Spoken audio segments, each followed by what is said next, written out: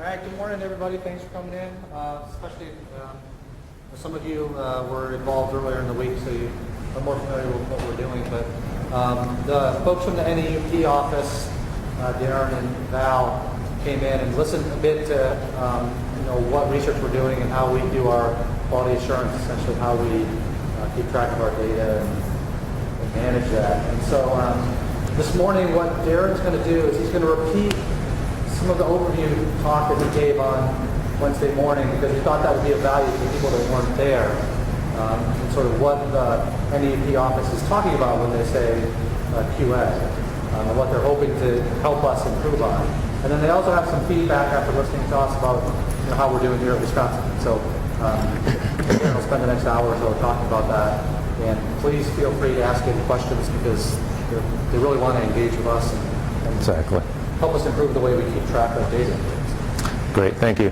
If you have questions, Val Seeley's has a microphone in the back. Just raise your hand and she'll bring you the microphone, because they are recording this and want to be able to capture all that, those questions. So, as he said, I'm Darren Jensen. I'm with the Idaho National Laboratory.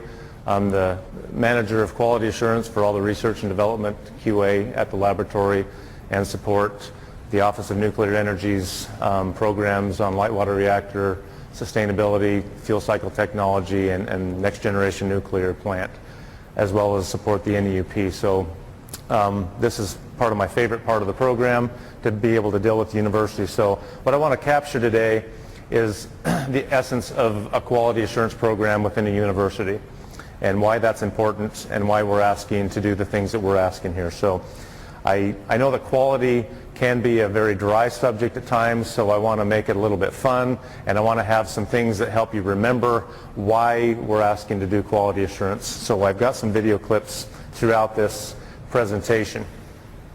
Not too long ago, Dr. Stephen Chu, the Secretary of Energy, made a statement and said, it's not about writing research papers anymore, you've got to deliver the goods. And so this is the focus really toward what a quality assurance program is all about. It's maintaining your reputation, doing the best research you can, but the best research in the world without proper documentation is really not where you want it to be. You've got to deliver the goods, not only in terms of creating the research, but documenting the research. And that's what we're here to help you understand why that's very important. And this is a video clip that's kind of fun on delivering the goods.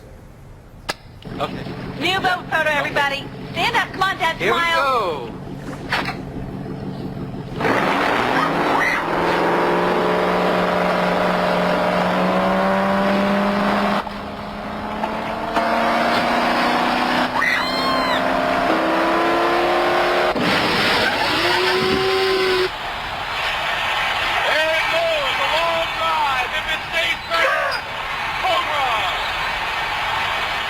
So as you're watching the Brewers, I don't want to see you guys doing your research like this kind of thing, okay? How many of you would buy a boat from that company? Probably wouldn't the first time, let alone the second time, right? So as we go through this presentation, we'll explain how quality problems can become safety problems if left unchecked and not caught. This was a video clip that we took of Dr. Pete Lyons at the NEUP workshop a couple months ago, and this was a question was asked, what is DOE's part versus what is the NRC's part in terms of generating research and the data and the quality behind that data, and this is his response to that. In my mind, the clean separation can be that we should obtain data with all the quality assurance required, so that the data can be accepted by the NRC and used in formulating their regulatory decisions. Okay, so his premise within quality is we need to be doing the research in a quality manner up front, so the NRC in the end can accept that data.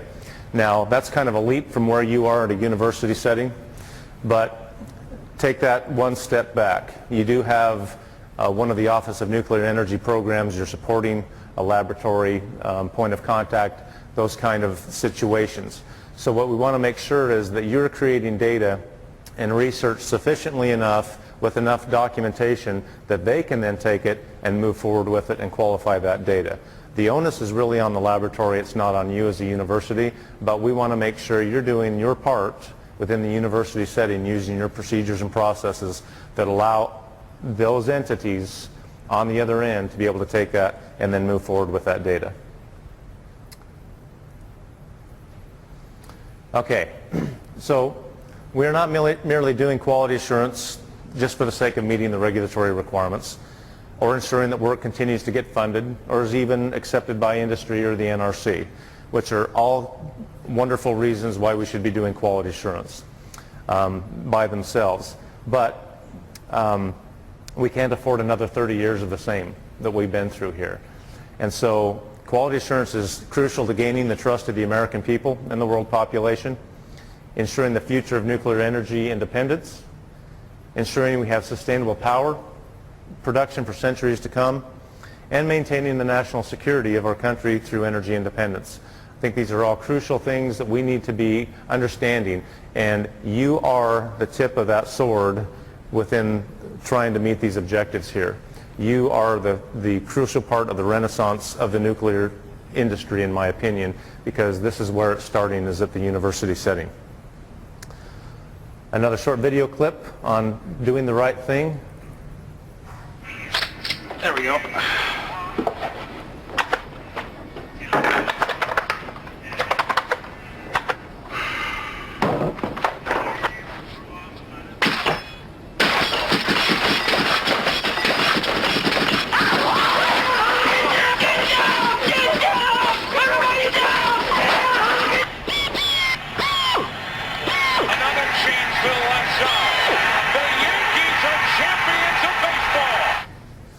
Okay, I heard a bunch of gasps when the guy points the nail gun at his face. Probably not a good idea, right? Even if it's good quality behind that, we want to make sure you're doing safety as well, and I've seen that here. So doing things right the first time, and there's a couple ones before I really talk about that. I want to go over a couple other video clips here before we talk about that. And this was Idaho yesterday, and I'm not kidding.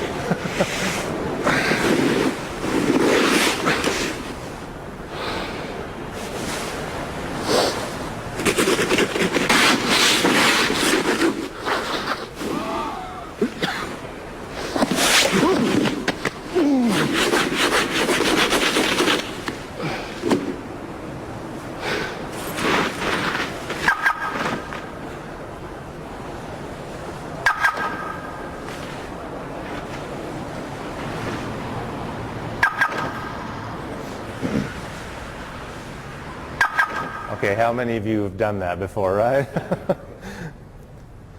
Okay. Did the man scraping the snow do the right thing? He did do the right thing, right? He scraped all the windows off around the entire car. He made sure that the windshield wipers were free so they could clean off more snow. He did the right thing. Did he do what he did? He did things right. Did he do the right thing? No. So the difference, the concept behind quality is doing things right on the right thing. And this boils back to your research, and how I would state this the best way, I believe, is your best research in the world without your documentation is kind of like removing the snow off of the wrong car. Okay? It might be great for somebody else in the future, but it's not going to be very good or successful for you. And really, it's not going to help people down the line, because they need to have that pedigree of that information. It needs to be reproducible, traceable, and defensible. And if you can remember those things and equate that back to this kind of video, that when you're doing your research, okay, I want to do the right thing and I want to do things right, which means doing good research and documenting the research, so I have that combination together. How many of you would fly on an airline that has a 10% failure rate on safety significant items? Chickens. 5%? 1%?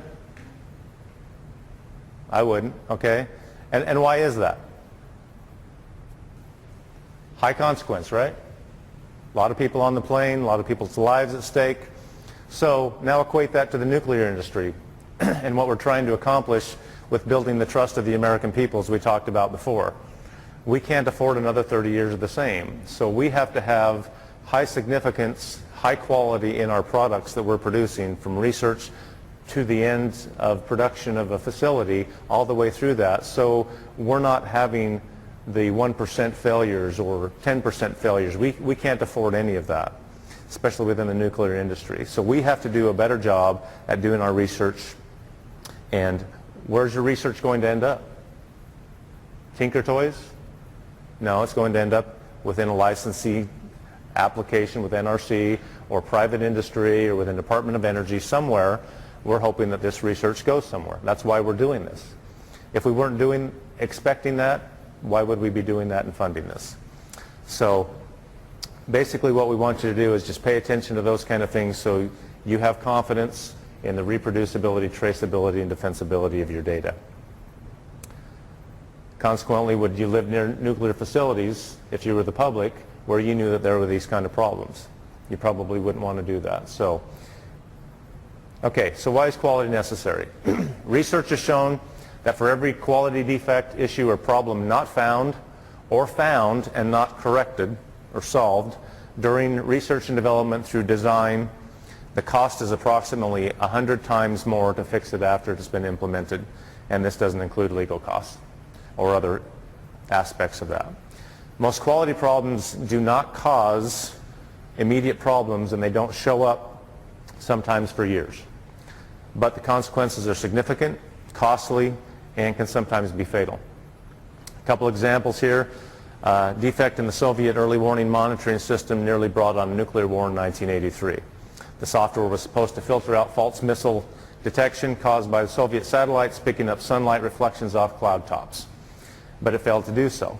The disaster was averted only when the Soviet commander, based on what he said was a funny gut feeling, decided to abort the missile attack because of the false alarm. Do we want to have people doing things going off just a funny gut feeling? I don't. I want to have the facts. I want to have the evidence there to back up our data. In August 1991, a concrete-based structure in the North Sea oil platform imploded and sank off the coast of Norway, reportedly due to errors in initially used R&D design software. The enormous structure on hitting the seabed reportedly was detected as a magnitude 3.0 seismic event and resulted in a loss of $700 million. I'll show you at the end of the presentation a similar kind of oil platform and a similar event, and the discussion from the leadership of that program. In 1999, a software defect caused the failure of a $1.2 billion U.S. military satellite launch, the costliest unmanned accident in the history of Cape Canaveral launches. The failure was the latest in a string of launch failures, triggering a complete military and industry review of U.S. space launch programs, including software integration and testing processes. Congressional oversight hearings were requested. Software defect was determined to be a major contributor to the 2003 Northeast blackout, the worst power system failure in North American history. The failure involved loss of electrical power to 50 million customers, forced shutdown of 100 power plants, and economic losses estimated at $6 billion. The error was found and corrected after examining millions, millions of lines of code. How would you like to have to go through millions of lines of code to do that? It's hard enough going through some of the stuff you're doing within the university. Another example in more recent history is Toyota. At least 34 people died due to Toyota's quality problems with their gas pedal and braking system. This is another example of a quality problem becoming a safety problem. 8.5 million vehicles were recalled. The cost of quality has been estimated at well over $2.5 billion, and that didn't include lawsuits, public relations, advertising, loss of value in shares, which consequently dropped by about 20%. I think they've recovered at some point, but it still was very costly to them. When I was in Albuquerque on travel right after this was hitting the news media significantly, there was not one person in line at a rental car facility that would take a Toyota vehicle. And so the consequences can be devastating. Repairs and apologies have not satisfied the customer or gained their trust that the faulty vehicles are safe. And 20% of the customers switched to another car brand. Congress called for criminal investigations based on those events that were going on.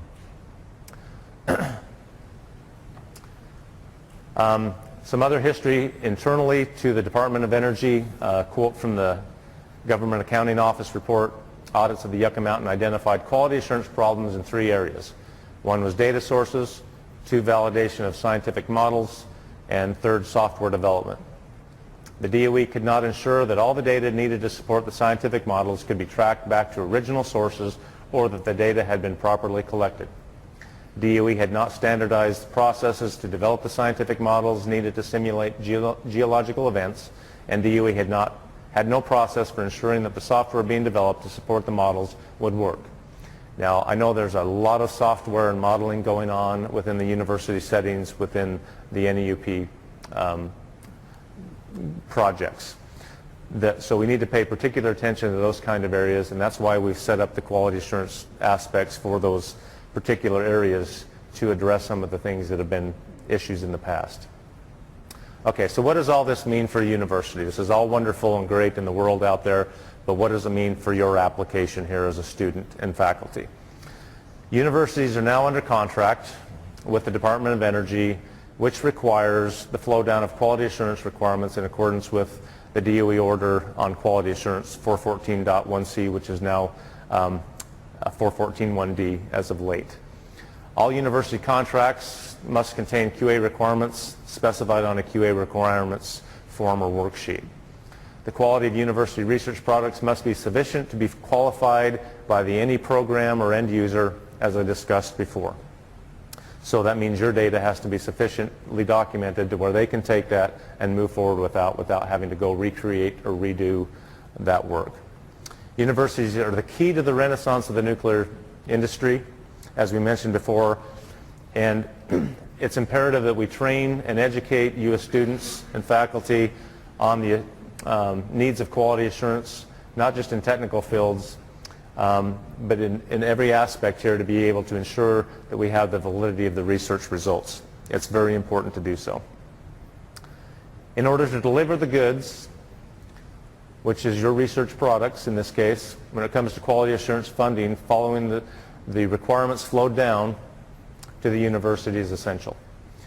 There will be no second chances to make a first impression in this industry again, I don't believe. So we have to do it right the first time. We don't get the opportunity to have mistakes to go forward with having another 30 years of the same in this industry. It's too costly, and it's imperative that we don't have that problem.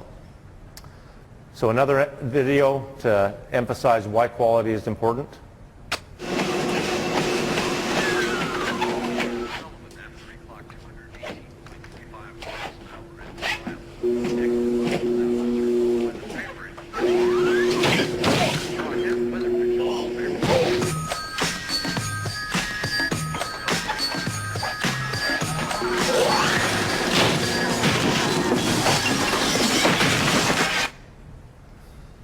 Talk about a rough day, okay?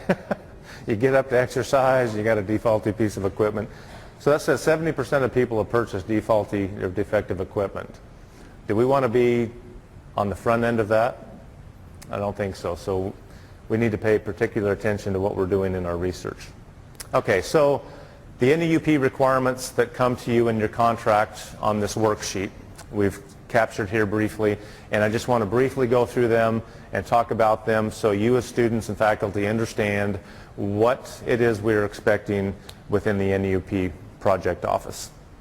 So there's the requirement of test planning, implementation, and documentation, or research planning. So what we're looking for is that the test or research methods and characteristics have been planned, documented, and the approaches and procedures recorded and evaluated. The characteristics to be tested or researched and test research methods have been communicated to those performing the test and the research. And the research or the test results have been documented and their conformance to the acceptance criteria evaluated.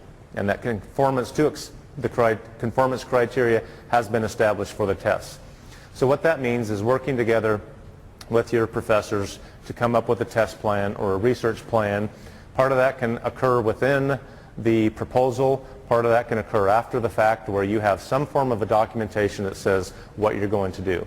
Good quality assurance really boils down to this: saying what you're going to do and then doing what you said you were going to do and documenting it. So if you have a plan in place to be able to do that, then you'll be covered. Okay, so further in the test planning, documentation of the test or the research performed has been developed to ensure that the research or the test can be replicated. So sufficient information where people can walk through that information and know how to do that if you're not available.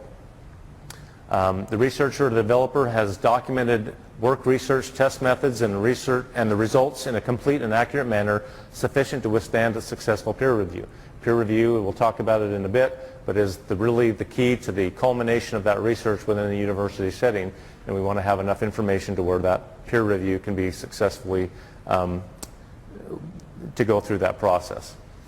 Protocols on generation and safeguarding of the data and the processes developed from research testing has been developed to ensure consistency in the research work performed.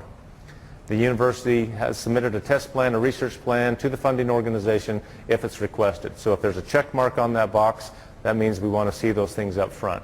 Right now we haven't really covered those much as a check mark because we're seeing that that's happening in the university setting. But if we do check that box, we do want to work with you up front to make sure that there's a research plan. Equipment calibration and documentation. Many of you work with doing testing or experimental types of situations, and you use equipment to gather data. So you as a university or researcher student need to specify the requirements for accuracy, the precision, and the repeatability of measuring and test equipment.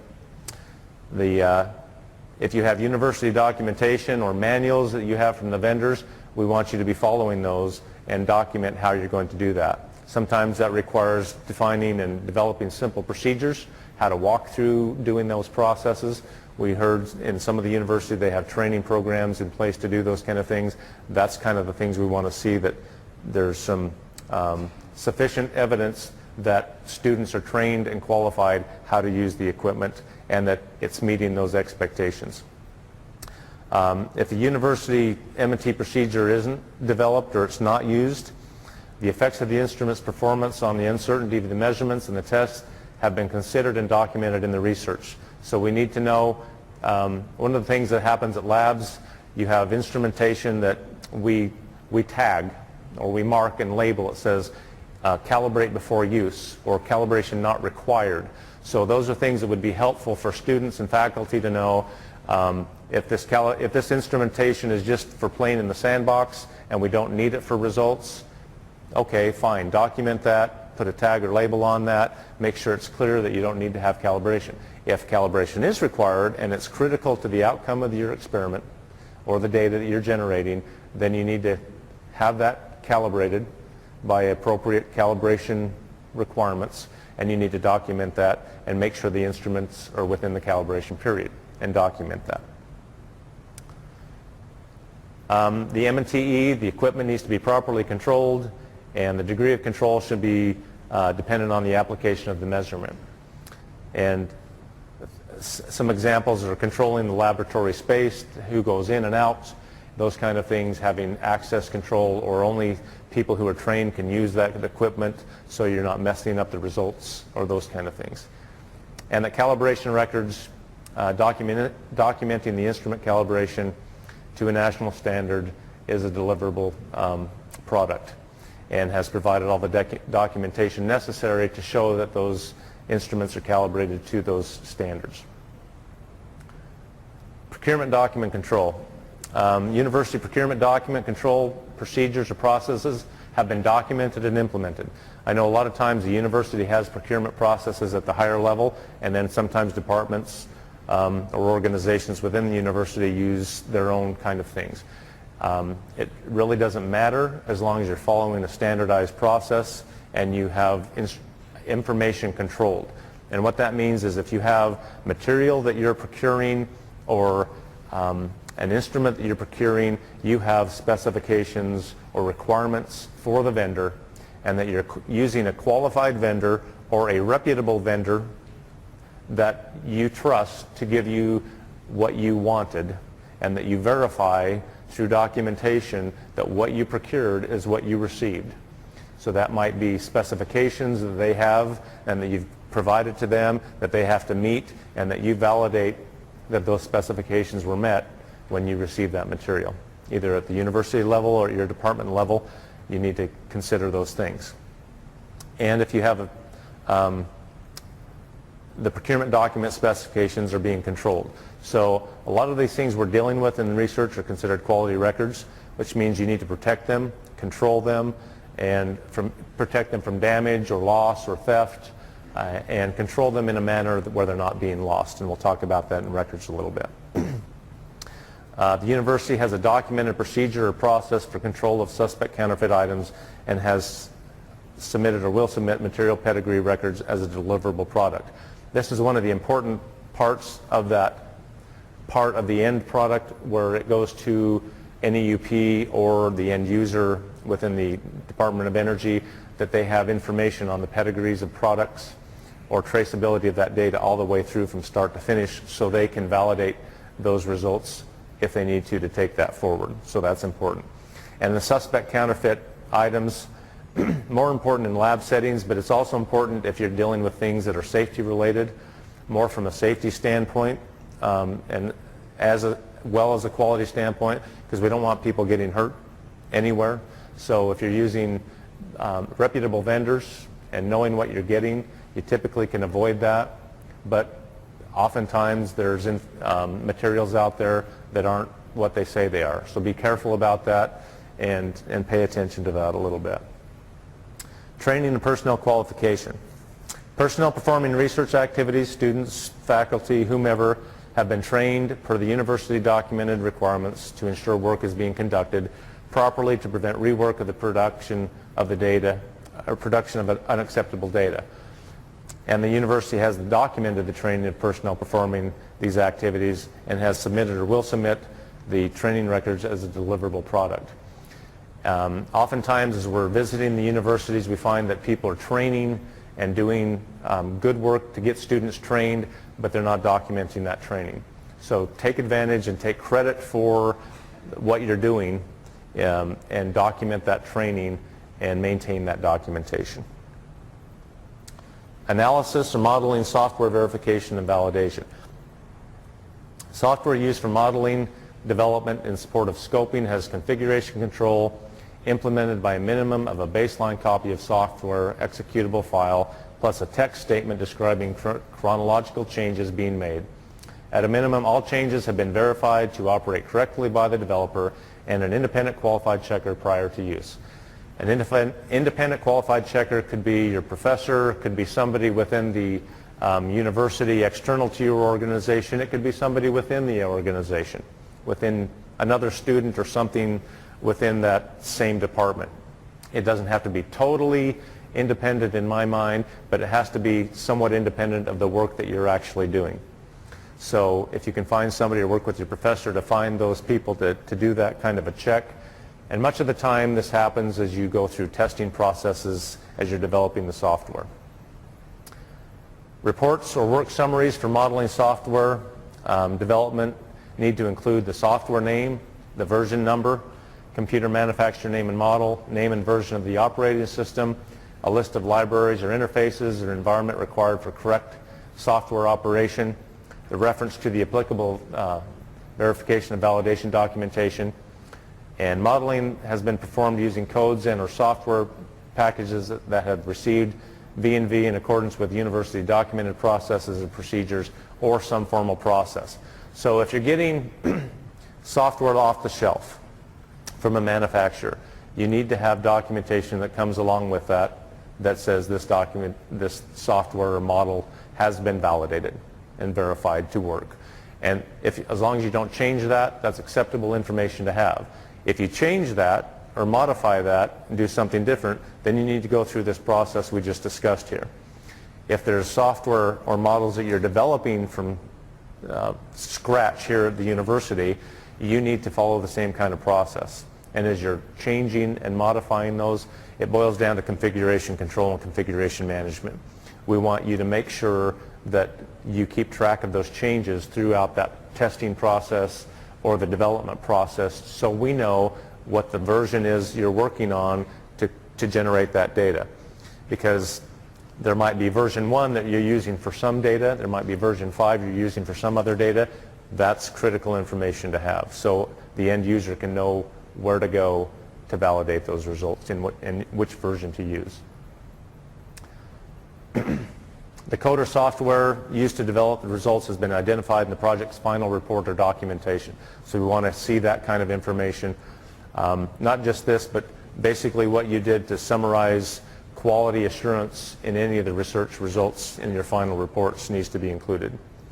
Where codes or models have not received V&V and the V&V documentation is not available, if that happens, then it needs to be identified as to be verified, so the end user knows that there's no validity to that at this point in time, and they need to take that and go forward and see if they can do that if they use that. Records. One of the critical parts of quality assurance is records. And if I can leave anything with you out of this presentation, it is documentation, documentation, documentation, documentation, and documentation. Okay? Documentation is critical to the outcome of the research results. Research notebooks or journals or your lab notebooks of the students or the researcher have been controlled, need to be controlled in accordance with university documented procedures and processes. If you don't have a process, you might want to think about getting one and establish one. If not, we can help you generate things. We have templates, we have some draft procedures out on the NEUP portal that we can provide to you. We can work with you to help you develop those things. The notebooks or journals of the researcher or the student have been controlled or being controlled, and copies of critical pages have been maintained or access control. Filing is instituted when not in use to preserve process repeatability and the QA record.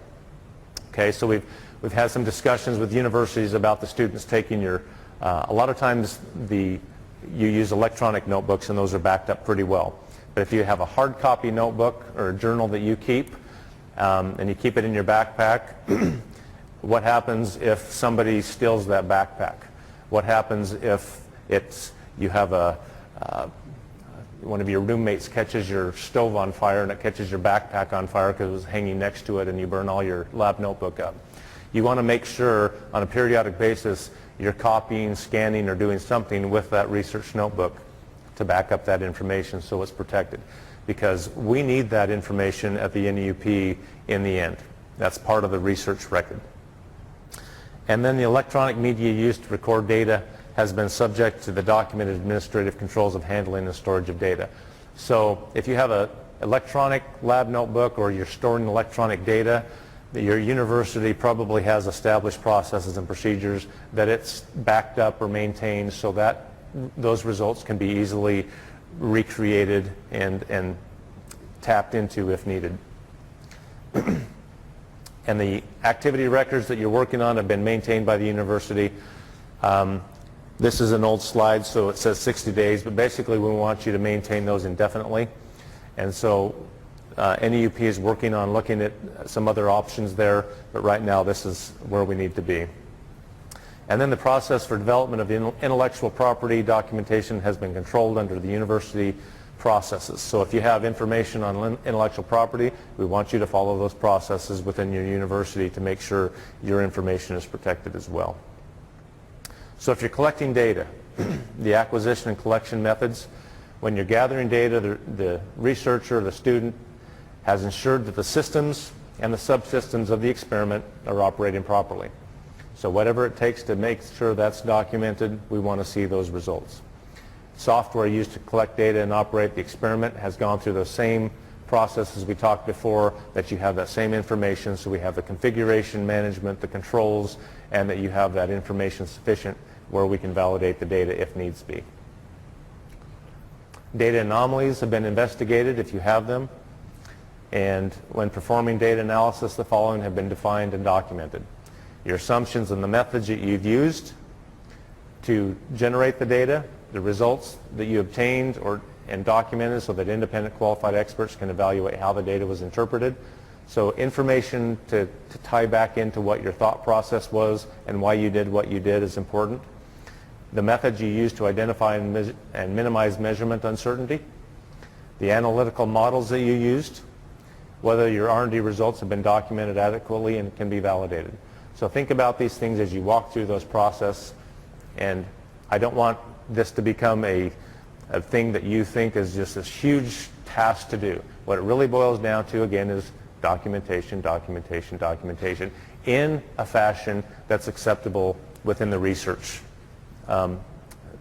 standardized processes, okay? And you can work with your professors, your instructors to do that a lot and figure out what that means. But do those kind of things that protect your reputation as well as your university's reputation, and you should be just fine. Okay, peer review. Peer reviews are those things that need to be performed in accordance with the journal's peer review requirements or your university's requirements. You have external reviews, which you have to follow the peer review process of the journal. Those are pretty straight cut and straightforward, but you need to make sure those are documented. And as you get results from those reviews, you need to maintain those results or those comments, some way, shape, or form. Internal reviews with your professors, you need to do the same kind of thing. Maintain those back and forth communications, the changes, if you have red lines. So if something gets accepted by an end user at the end, they might have a little bit of a history to know why you made those changes. And then the peer review documentation and results have been or will be provided to the funding organization if requested. Again, those are maintained by the university, and if requested, those will come as part of the record. Okay, so we've talked a lot about the quality assurance requirements. One of the really essential parts of quality is communication. There's a book out there called The 5 Love Languages, and it deals with relationships. And my wife is a psychologist, so she's very good at dealing with this kind of thing with her clients. And what we find in that industry is you might have somebody who's literally speaking Greek or Italian and somebody who's speaking English in their love language, and the relationship never really meshes up because they don't communicate one-on-one with the way that person understands or gives love. So if you equate that now to quality, and in a university setting, you and the faculty and the students and vice versa, and us as the NEUP project office need to be very good at all speaking English the same or speaking whatever language matches up with each other. And so it's critical that we have open communications, and that if you have a question, you raise your hand, or you have a concern, you raise your hand and you go to the professor or us to make sure that we're communicating well and answering those questions. Don't be afraid to answer questions or ask questions, because that's part of the communication process. So this video clip kind of just shows the essential reasons why we need communication in our processes. Whoop. Das hier ist mein Sektor. Das hier ist das wichtigste Gerät des Küstenwächters. Das Gerät. Überlebensradar.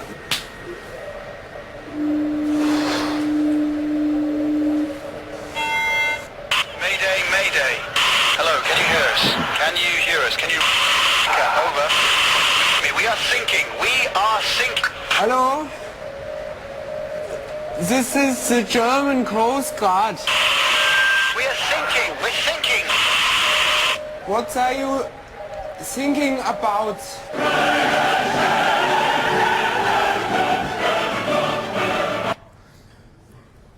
So we want to know what you're thinking about. We want to know what you're thinking so we don't end up sinking, okay?